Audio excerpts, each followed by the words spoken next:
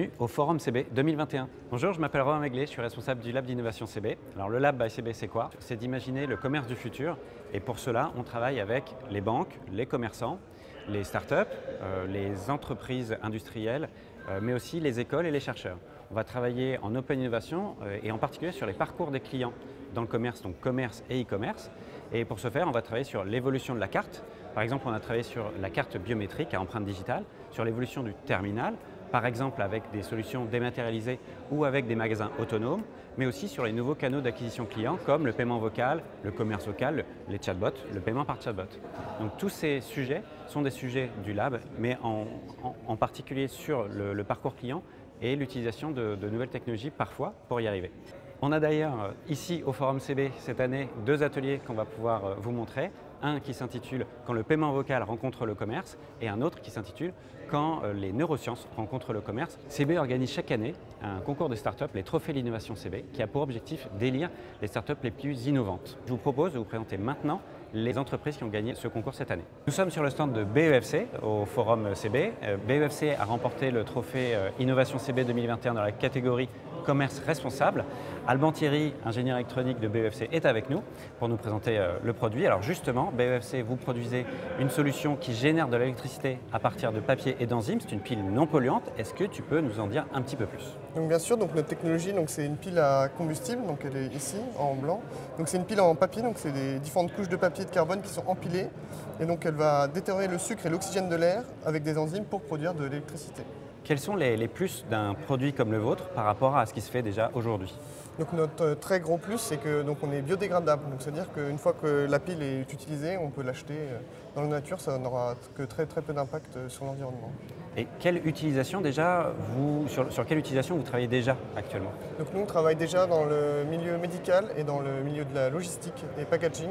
Et donc on aimerait aussi se tourner vers les cartes bancaires pour l'enrôlement des capteurs d'empreintes digitales. Avec plaisir. Qu'est-ce que vous prévoyez pour 2022-2023? C'est quoi le plan de développement de la solution ou de BEFC? Donc pour l'instant, là, on vient d'entrer dans la phase d'industrialisation. Donc notre but sera de produire des millions de BFC. D'accord. Et donc la collaboration que vous voyez avec CB, ça va être de travailler justement sur les produits cartes? C'est ça. Donc pour les cartes bancaires avec une empreinte digitale, on a besoin d'enrôler l'empreinte digitale, c'est-à-dire initialiser l'empreinte dans la carte, et pour ça on a besoin d'un device externe qui peut être alimenté par notre technologie. Oui. Dans certains cas, c'est vrai, il y a aussi les cartes à cryptogramme dynamique, peut-être. Oui.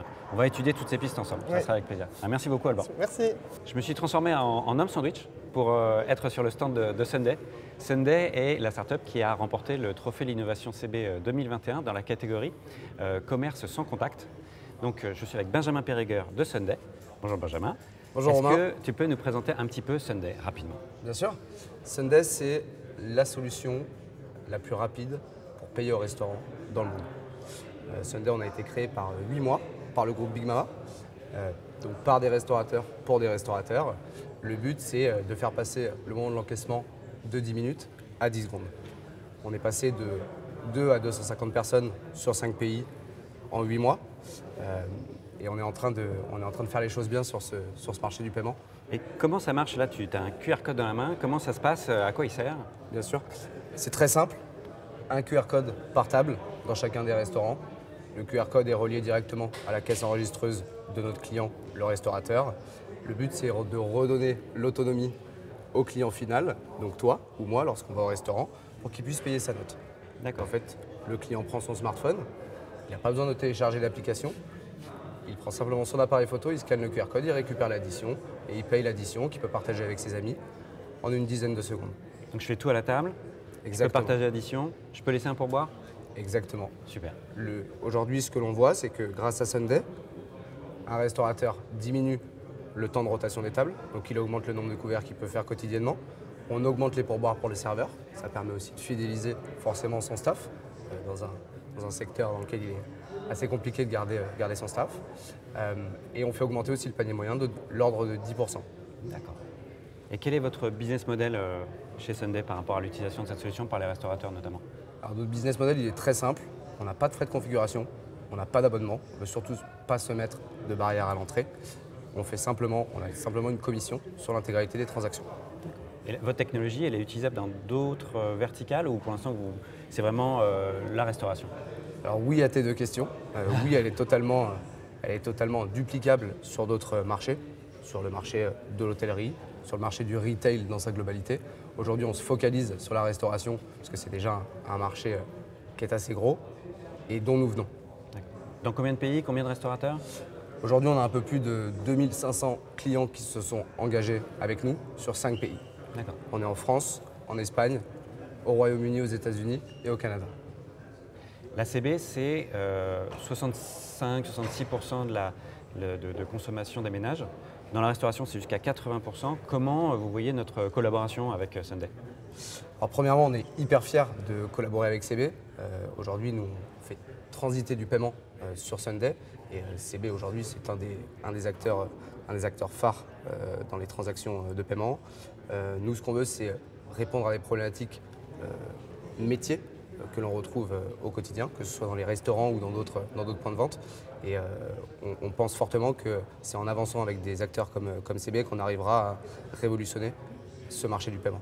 Client, métier, parcours client, questions techniques, on a de quoi faire. Merci beaucoup, Benjamin. Merci à toi, Romain.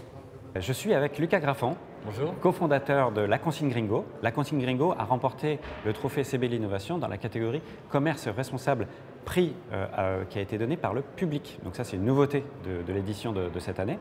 Alors on n'est pas sur votre stand, on est près de votre borne collecteur. Est-ce que tu peux nous raconter un peu comment fonctionne La Consigne Gringo? Oui, tout à fait. Du coup, très simplement, La Consigne Gringo, c'est la solution la plus simple pour tout restaurateur qui souhaite supprimer les emballages à usage unique et passer aux emballages réemployables. Donc, ces emballages qui sont lavés pour être réutilisés. Donc on est une solution logicielle qui permet à un restaurateur qui a une flotte d'emballages réemployables déjà de les traquer. Donc on a un système de tracking qui permet de gérer de la commande et du réassort automatique. On a un système qui va permettre de gérer tous les flux financiers de la consigne. C'est-à-dire qu'on est capable de gérer de la récompense sous format de remboursement CB pour tout consommateur qui rapporterait son emballage dans un point de collecte. Ça peut être de la récompense sur carte de fidélité, sur du badge entreprise. Enfin bref, on s'adapte au logiciel de tous nos clients. Et le dernier point, c'est évidemment des systèmes de collecte et de lavage qui sont complètement automatisés. J'allais te demander, alors vous dites que vous traquez, Ouais. il y a des QR codes. Est-ce que tu peux nous montrer comment ça fonctionne? Est-ce que tu peux nous faire une démo? Bien sûr, je peux vous faire une démo. Ouais. Alors c'est très simple. En fait, chaque emballage est étiqueté avec un QR code ou une puce RFID qui va permettre de suivre l'emballage et de l'identifier. C'est-à-dire que chaque identifiant est unique. Et je pense qu'on peut vous faire une démo en prenant un restaurateur classique. Donc Charlène qui travaille avec nous peut jouer le rôle de la consommatrice. Achète un produit dans un emballage consigné, je vais juste scanner le QR code de l'emballage. Voilà. Donc le commerçant scanne. Exactement. Et je vais scanner l'identifiant du consommateur, qui peut être par exemple sa carte de fidélité ou tout autre système d'identification. Hop. Alors, attends, je vais juste le rescanner parce que j'avais pas de réseau au moment où on l'a pris. Il faudra le couper au montage. Ah, c'est bon, voilà, très bien. Hop. Voilà. Voilà, donc l'identifiant est scanné. Donc là, ça veut dire que Charlène, elle a laissé une caution. C'est-à-dire qu'elle a 30 jours pour apporter son emballage dans n'importe quel point de collecte de la consigne Gringo. Donc des points de collecte, c'est des partenaires en fait, qui acceptent de récupérer les emballages consignés pour qu'on puisse ensuite venir les collecter, les emmener au centre de lavage et les remettre à disposition des restaurateurs. Ok. Donc lorsque j'arrive sur un point de collecte, hop, encore une fois, c'est très simple.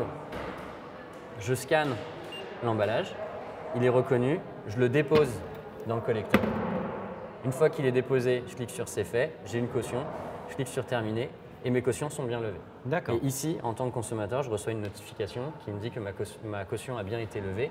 Donc le service ne m'a rien coûté tant que je joue le jeu et que je rapporte les emballages dans le point de collecte. Super. Donc le collecteur, il peut être chez le commerçant ou en dehors. Exactement. Ça fait vraiment Aujourd'hui, partie d'un réseau. on a- Tout est connecté. Exactement. Et aujourd'hui, on a à peu près 150 points de vente qui sont, enfin, points de vente et points de collecte, où les consommateurs peuvent rapporter leurs emballages pour être directement, où, quel que soit l'endroit où ils l'ont acheté. D'accord. Mais ça c'est du verre.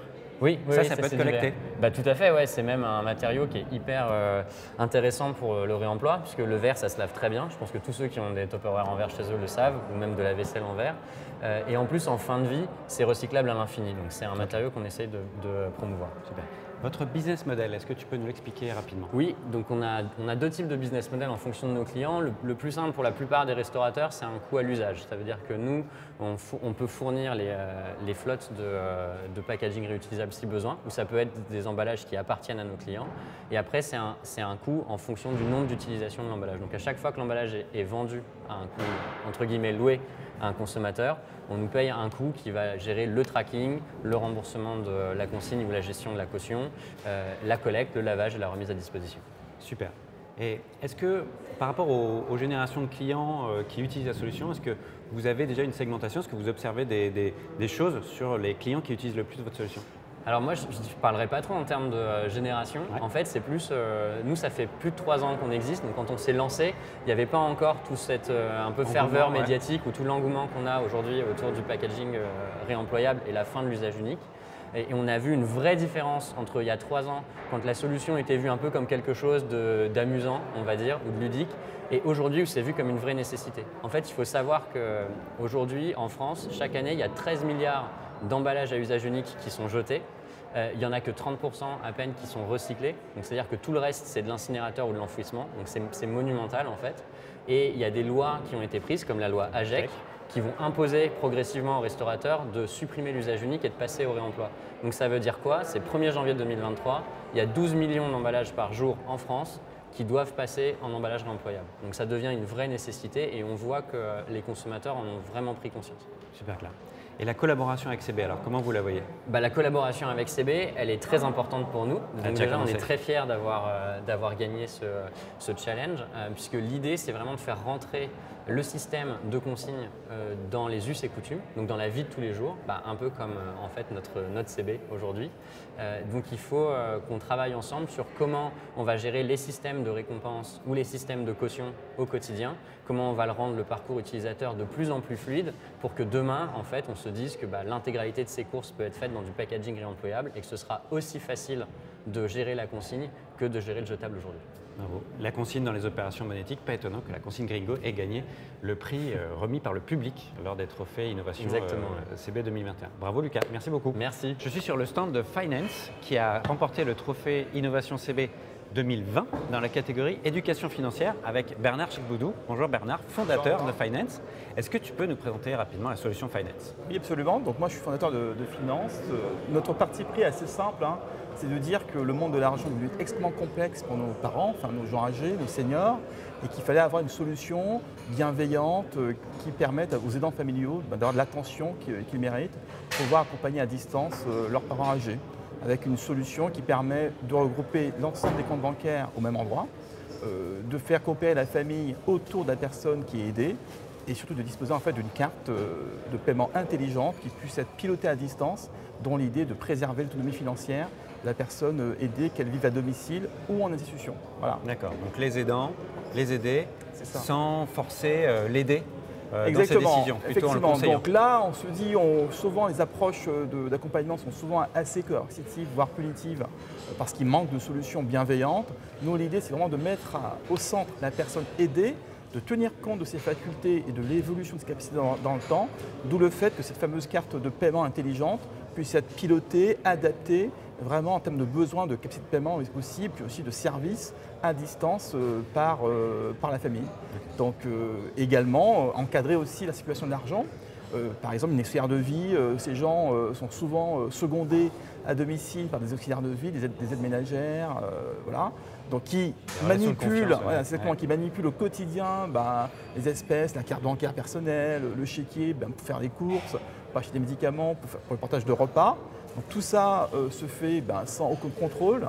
Donc Finance permet justement d'apaiser tout ça, puis d'avoir une carte qui peut être pilotée et par délégation utilisée dans un budget donné, dans un temps précis, à ces auxiliaires de vie qui justement permet aussi de renforcer le lien de confiance entre ces prestataires de services et l'aidé et la famille, en gros, quoi. Voilà. Très belle solution, très beau sujet.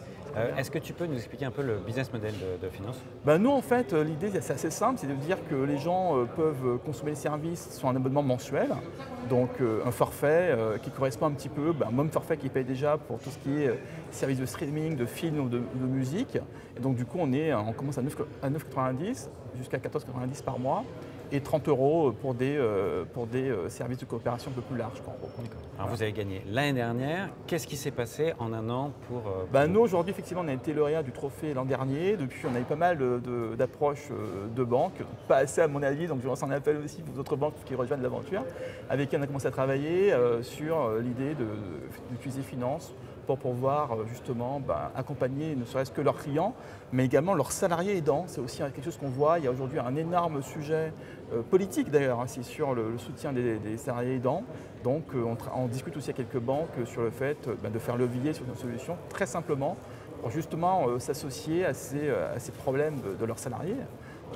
Avec nos solutions aussi. Voilà. Est-ce que d'échanger justement avec CB depuis un an vous a aidé notamment à rentrer en contact avec des banques par exemple? Oui, absolument. Effectivement, il y a des banques qui nous ont pris contact avec nous directement parce qu'effectivement avec ce trophée, c'est une belle reconnaissance du secteur. Et puis ça nous a posé aussi comme n'étant pas du tout concurrents des banques, parce qu'on aurait pu se dire finalement ils sont enregistrés par la CPR, ils émettent des cartes de paiement, ils émettent des virements, des comptes, ils font aussi vous avez aussi fait tout ce de travail. l'open banking, donc on a un énorme sujet, donc c'est pas une fin complète. Non, les banques avec qui on discute voient très bien la complémentarité de ce qu'on apporte et le fait qu'on puisse aussi se servir de notre plateforme pour qu'elles puissent redessiner une nouvelle forme de relation avec le client, mais au-delà de ça, les gens qui aident ce client. En gros. Voilà. Et puis, être reconnu par la CPR, c'est un travail, ça doit rassurer aussi dans les échanges. On est hyper, effectivement, ça c'est quelque chose qu'on avait vraiment à cœur depuis le début, donc de créer effectivement cette reconnaissance du régulateur. Ça a pris 1 an et demi.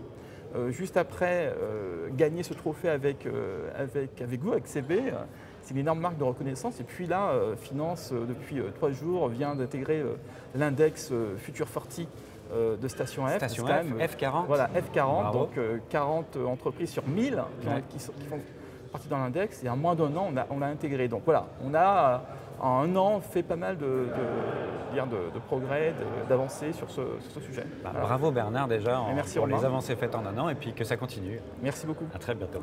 Nous sommes sur le stand d'Action Commerce CB. Action Commerce CB, c'est un site, actioncommercecb.com, qui a été lancé pendant le confinement pour recenser les solutions des startups qui peuvent aider les petits commerçants, vraiment, encore une fois, pendant le confinement, mais aussi post-confinement, à se numériser. Donc ça a vraiment été un enjeu pendant cette période-là. Et donc ce site, il est référence aujourd'hui plus de 300 solutions qui seront présentées sous forme de fiches dans toutes les verticales qui peuvent intéresser un commerçant, c'est-à-dire les ventes, la gestion de son métier, la logistique, la relation client, même l'hygiène sécurité ou l'utilisation de click and collect. Donc ça a été un sujet où il fallait être réactif et on l'a lancé avec 6 fédérations de commerçants, dont certaines représentant justement les commerçants indépendants, les professions libérales, et France Num, donc la DGE, la Direction Générale des Entreprises. C'est vraiment une solution qui a été lancée rapidement et qui aujourd'hui est pérenne et qui permet de mettre en relation les offreurs de solutions français de taille petite ou moyenne aux utilisateurs de ces solutions, que sont les commerçants qui veulent se numériser. Donc le travail qu'on fait en référençant toutes ces solutions, et on en ajoute régulièrement, c'est vraiment d'identifier les solutions qui vont vous permettre aux commerçants, à vous les commerçants, de vous numériser et de booster votre business.